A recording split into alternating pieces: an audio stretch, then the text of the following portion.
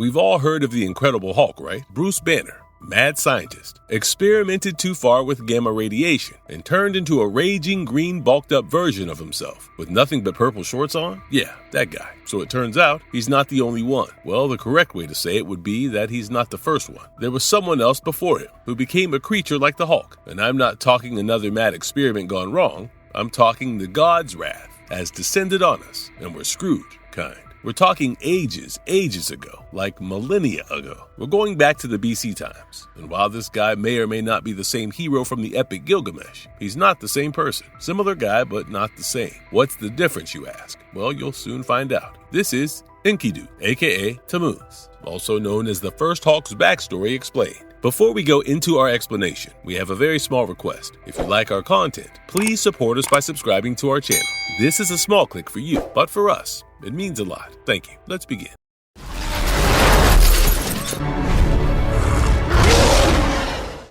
Overview. So, Enkidu is originally from the Epic of Gilgamesh, one of the oldest stories ever told. It's a Mesopotamian epic about a king named Gilgamesh and his best friend, Enkidu, who's the main guy we're talking about today. Enkidu had a bunch of titles, but the one he's best known for is the Bullman of Acadia. Acadia was the first kingdom where both he and Gilgamesh lived. In the Marvel Universe, he first shows up in Captain America Annual number 11. But we really get to know him in Immortal Hulk, Time of Monsters. His story is set way back in ancient times, before countries were even a thing. There were no proper nations or unified civilizations, just scattered tribes. And in each of those tribes, people usually followed a village elder who made all the decisions. That's the kind of world Enkidu came from. What happened? Before Enkidu was, well, Enkidu. He was a kid, a teenager, if you will, around 16 or 17 years old. His name was Tammuz. Tammuz lived in a village that was located in what is now known as the country of Jordan, around 9500 BCE. He became close with a boy his age called Shalim, who was the son of the village elder at the time, a dad. They both had planned to run away together, fearing that a dad had gone mad and was driving their village to ruin through his delusions, especially since they were going through a serious drought and famine. However, the day before they were going to run, a dad had found out their plans and took Tammuz to a crater. The crater was huge and extremely deep, littered with bones, and in the center was a glowing green meteorite. A dad told him that the rock in the center was called the Good Green Eye and was the reason behind the drought and famine. He explained that their village used to be green and beautiful, with lands aplenty and fertile enough for agriculture, and how this was a gift from their patron deity, the mother goddess. However, their ancestors had taken advantage of the lands and their gifts, so the mother goddess had punished them by casting the lands with a green blight, one that came from the green eye. If we look at it from a scientific angle, though, it was most probably a huge amount of gamma radiation that concentrated from the meteorite and was expelled after it hit the earth. Then, a dad drops the real reason he brought Tammuz to the crater. He actually plans to sacrifice him to something called the Good Green Eye. He believes that offering a human will make the mother goddess forgive the village. And before Tammuz can even react, a dad just kicks him straight into the crater. As soon as he hits the ground, the radiation starts ripping his body apart. His flesh gets torn from his bones and pulled into the glowing green meteorite. The last thing he sees before blacking out is this huge glowing green gateway. And yeah, that detail is going to matter later, so keep it in mind. Mere minutes later, after a dad had left, Tammuz was revived by the green eye, but not as himself anymore. Instead, he looked like a green humanoid creature with the horns of a bull or a ram, whichever one you want to go for. He also gained heightened senses and new knowledge he wanted to use for his people. He was now able to sense underground rivers, streams filled with clean water, and he hoped that it would help with the drought his people were having.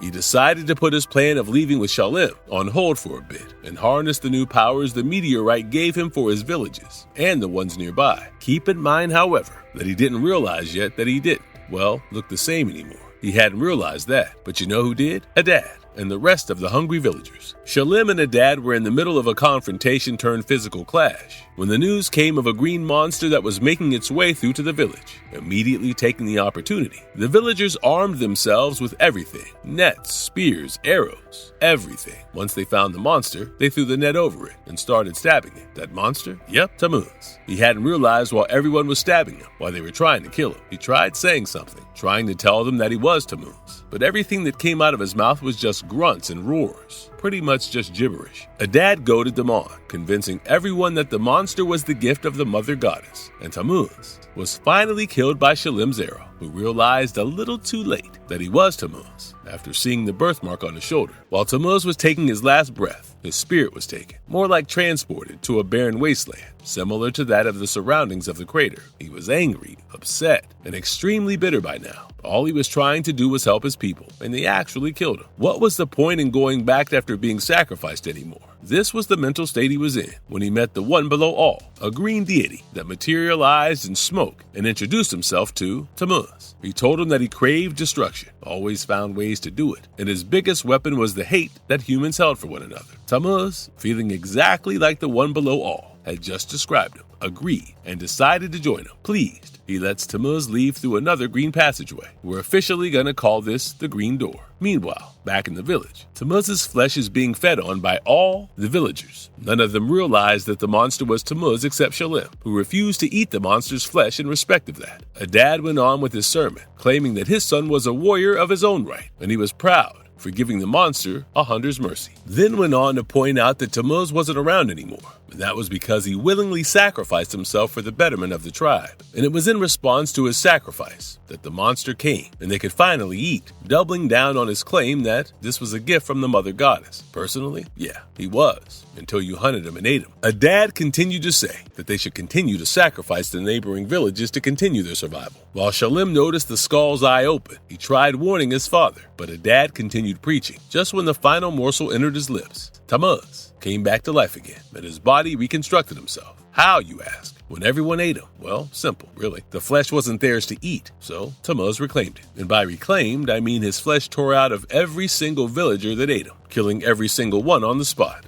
Well, everyone except Shalim. The boy tried pleading his innocence, claiming that he hadn't realized he was Tammuz until it was too late, and Tammuz considered it for a moment, wanted to forgive him, or at least let him off. But that new earworm he encountered earlier, the one below all, yeah, he said no, so Tammuz killed him as well, then left the village alone as the sole survivor. Tammuz was dead. There was only Enkidu now. Enkidu later met Gilgamesh, the ruler from earlier, and the two of them were extremely close. They went on many adventures together, slayed many monsters, and went through a lot together. He later passed away in the hands of the eldest, but we'll get to that in a short while.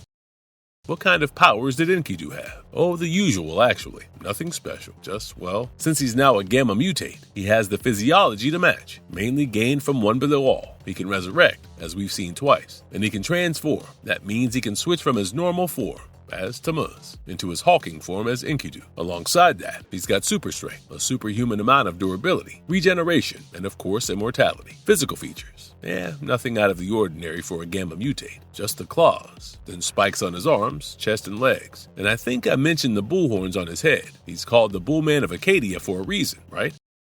Was he mentioned in the MCU at all? Yes, he's a flashback character from the Hulk comics, specifically issues 15 and 16. Even though he's a flashback character, he makes a huge impact on the fandom and shows cracks into Hulk as a character. But let's get into the lore first. We start at issue 15, where we're introduced to the main antagonist of that specific arc, Eldest. Eldest is the self-appointed and biologically oldest and only daughter of the Mother of Horrors, an entity who arrived on Earth without the knowledge of the one below all. This is important. Eldest is also the narrator of this entire flashback sequence. While discussing the Hulk with her subordinates, she called him a fractured son and began retelling her encounter with Enkidu, the first fractured son in her eyes, in Assyria 3,600 years ago. Tammuz was now old and worn out from millennia of being alive and walking on a dirt road. When he heard whispers about the child god, he turned around to see who it was, but only found crucified corpses with burlap sacks over their heads. He stopped to ask more, but they said she was to be worshipped or he'd be killed. Tammuz retorted that he only worshipped gods that answered, who, in his case, was no one. He then continued on his way down the road. While he was on his way, Tammuz heard screams coming from a big cave. He followed the sound and found a group of monsters dragging humans out of hiding, calling them cattle for something called the child god's mines. One of the creatures spotted Tammuz and tried to grab him, but that's when he transformed into Enkidu and completely wrecked them. And I'm not talking a few punches or a kick to the gut. He straight up ripped these monsters apart, skin, flesh, everything flying. Total carnage. He did leave one of them barely alive by accident, but even that one could barely move and was just lying there, struggling to crawl away. He confides that he's lived long enough and desperately wishes to die. He had helped an old witch who told him to find Nineveh, the fallen city. It was considered fallen because the city was overrun by monsters that came behind the child god. who we now know as the eldest. However, he was pretty much convinced after the fight he just had that there was no way in hell that any of these monsters were able to beat him. Forget kill him. The humans he helped sheltered him in the cave for that night. Through them, Enkidu got the intel he needed regarding Nineveh. Eldest had taken over the city, killing the king, then the soldiers, then most of the civilian folk in the city. Now, having the child god for protection, the monsters completely overran the city, the place now becoming a human hunting ground. I feel like, with a dad in the village's history of killing monsters, they would have come in pretty handy this time. Nevertheless, Enkidu warns them that it would be better if they left soon, warning them that if they stayed any longer, they may not survive the carnage that absolutely would happen tomorrow. Meanwhile, that straggler from earlier, the one who was crawling because he was so bloodied up and mangled? Yeah, so turns out 18 hours is more than enough to crawl to Eldest's place. When he finally got an audience with her, he told her about Enkidu, and that his power positively came from the light of the green door. Within seconds, Eldest burned him to ashes. Her guard asks her if it could possibly be the one below all coming after them, which hints at their previous relationship. Eldest reassures him that the green smoke deity was too busy to bother with Earth at the moment. But if Enkidu's existence was true, then he could be used to open the door and free her mother from the prison that the one below all banished her to. This concludes issue 15. Issue 16 is where the actual action happens. This one starts at Nineveh. Enkidu, fully transformed, walking through the city, possibly looking for the child god he's heard so much about. He finds a cage filled with humans begging to be saved, and their owner grunts that the cattle isn't for selling. Enkidu replies that he'll still take them. After he killed him, though, they get into a scuffle, and Enkidu rips him in half. He asks around for directions to the child god's palace, then heads his way. Eldest received Enkidu at her front steps, acknowledging his achievements from far and wide. Then she asks him the million-dollar question, how he got his green powers. Enkidu tells him a version of the truth, that his power was torn apart and reconstructed by the green powers, then moves in to kill her. They get into a fight, which pretty much turns into a battle and gets them talking, somewhat. Eldest tells him about her powers, that she can take the form and flesh of any and every living thing as a gift from her mother. She also tells him that the very man who gave him his powers was the same one who locked her mother under the earth, and only he could open the doors to the cage, as he was the one who made it. She assumed her mother was lost forever, until Enkidu showed up, a creature reconstructed by the very entity that locked her mother into the earth. She told him that she planned to snatch his body, to unlock the door, and free her mother from the green door. She then taunts Enkidu, asking him what exactly it was that he lived for. All this time, he had no lands, no wives, no sons, nothing to show his worth. She takes a dig at who he truly was, the son of, whether it was the cattle, the mother of horrors that birthed her, or even the one below all. She says the answer would be all, calling him a fractured son, which is where the title comes from. In that vulnerable moment, she dives in and snatches his body for her own. Now in Enkidu's body, Eldest navigates through the castle and makes her way to the green door, the main entry and exit point to the cage of the Mother of Horrors. She thought she had finally managed to free her mother, but that accidentally pissed off the one below all. The green deity told her that he remembered her, the only survivor, the one who ran away when he killed all her siblings, and banished her mother to the below, then warned her to leave before he killed her too. Heeding his warning, Eldest immediately separated from Enkidu and tried to flee, but the green brute grabbed her and held her firm in the green fire. Eldest screamed, promising that she would succeed with another fractured son and free her mother again. But he scoffed and tore her apart, then shoved her head into the fire, burning off her flesh and leaving her skull behind. Through that, he also felt his own life fading, peacefully succumbing to death. This ends the flashback and brings us back to Eldest finishing her tale, ending it by saying that she hopes to use the new fractured son to get what she needed. Thus ends issue 16. So, what does this have to do with Hulk? Great question. A lot, actually. Enkidu is known as the first Hulk for a reason. He, like Bruce Banner, was a product of extreme gamma radiation exposure, but they're extremely different. Unlike Hulk, Enkidu is a lot more brutal with his blows, tearing people and creatures alike with his bare hands.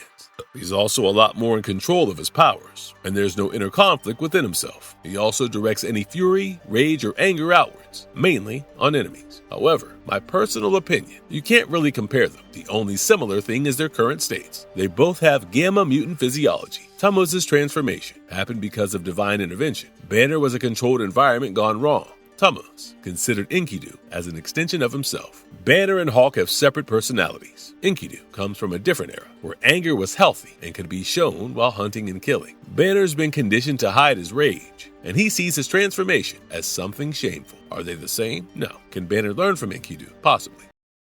Marvelous verdict. Enkidu lived a fulfilling life. He may have had a horrible start, being sacrificed and eaten and whatnot, but he had friends. He made a difference. He helped people. I personally wish he found peace wherever he is right now. I pray that he lives a better, happier life compared to everything he went through. What did you think? Let me know in the comments below. And if you liked our content, don't forget to leave a like and subscribe to us if you haven't already. Have a good one and be safe. Thanks, everyone.